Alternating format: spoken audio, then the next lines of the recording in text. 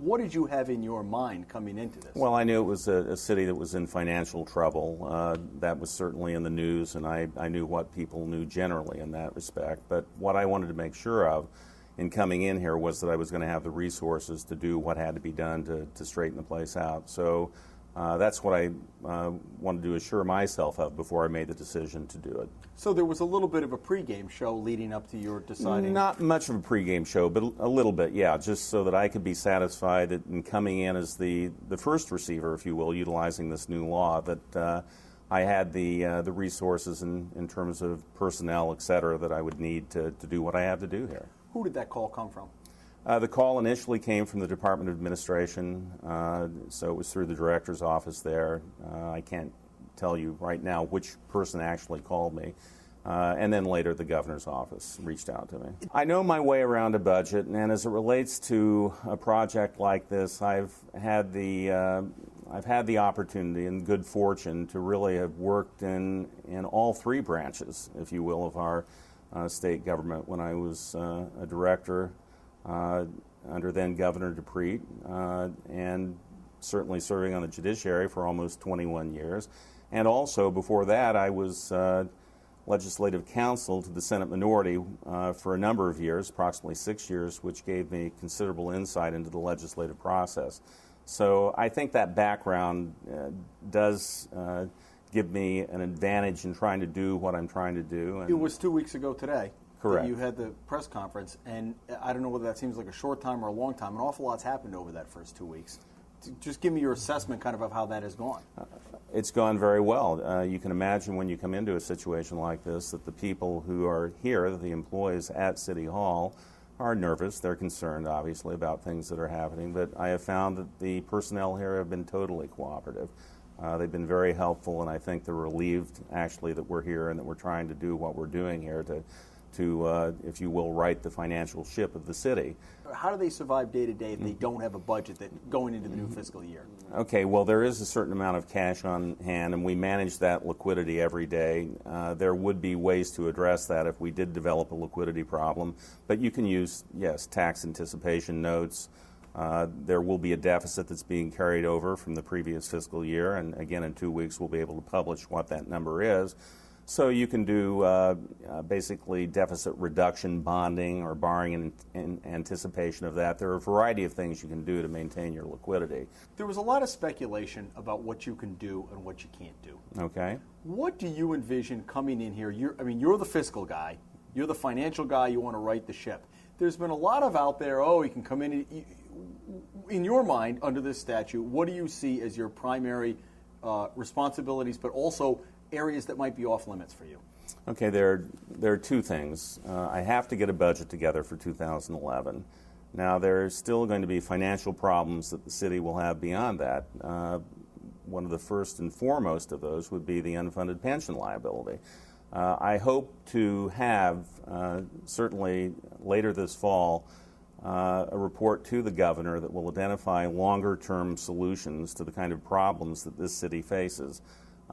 Beyond just the 2011 budget. What kind of unfunded? How big is the number? Pretty big? It's a pretty big number, and I don't have it here with me. But yes, it's a big number, and it's a problem that many communities face, not just Central Falls. Day to day, are you functioning as a mayor? I'm certainly functioning in terms of having those authorities and exercising them, and I have a person here who has essentially replaced Mr. Norrie, my chief of staff, Christy Healy, who is performing those functions. So yes, through that collective effort and through people that have been loaned from departments within state government, yes, we're essentially overseeing the day-to-day activities of the city. How long do you expect to be here? I don't know the answer to that, but the engagement that I agreed to was for 6 months, and also that would coincide with the new administration. Whoever is elected in the November elections, that new governor may have his own ideas as to what should be done here and who should be here on the ground trying to implement it. You're in uncharted waters because Yes. of the new law. And I'm really curious to talk to you because there was an awful lot of buzz in the immediate days, and I'm sure you read it and heard about it, but I'm sure you read that legislation before you came in here to see what the parameters Correct. were. And so as you read it with your judicial eye, no red flags when you looked at it initially? No, and also I would point out that the same process, although the receivership aspect of it was not part of the statute back then, but this played out years ago in West Warwick, and I can't tell you the exact years. And there was a challenge to what was then called the Budget Commission, part of that statute.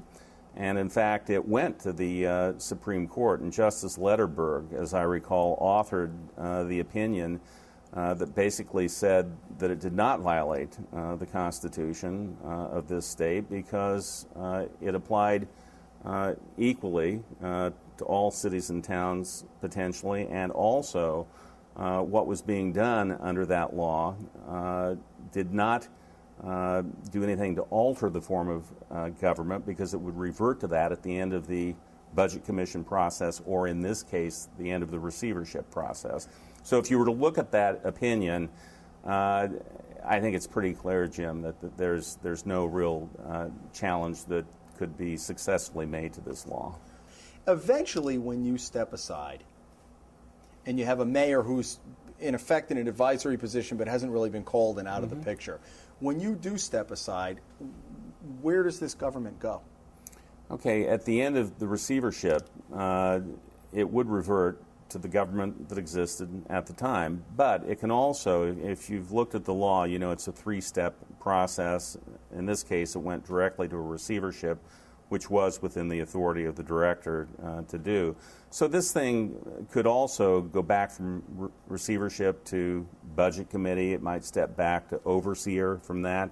It's a three-tier approach to it. So I wouldn't speculate about what would happen here, but it doesn't necessarily, or wouldn't necessarily, go back from receivership to what the status quo was before. I've covered a lot of communities and organizations under turmoil, and it's very difficult to get the day-to-day business. I know there are good employees here, as there are in any organization, and I guess I'm just wondering what your message is, again, to the people out there. So much of this city hall, I know you don't want to dwell on the criminal matter, but there have been state police detectives in and out of here. Now you got feds, and that catches everybody's attention.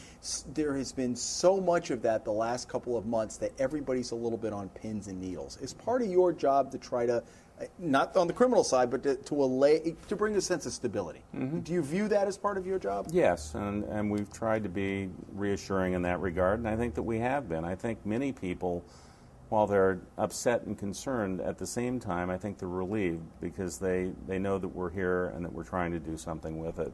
So it works both ways. You're nervous, but at the same time, you're thankful that it's taking place so that finally some sense will be made of this in terms of getting a budget together.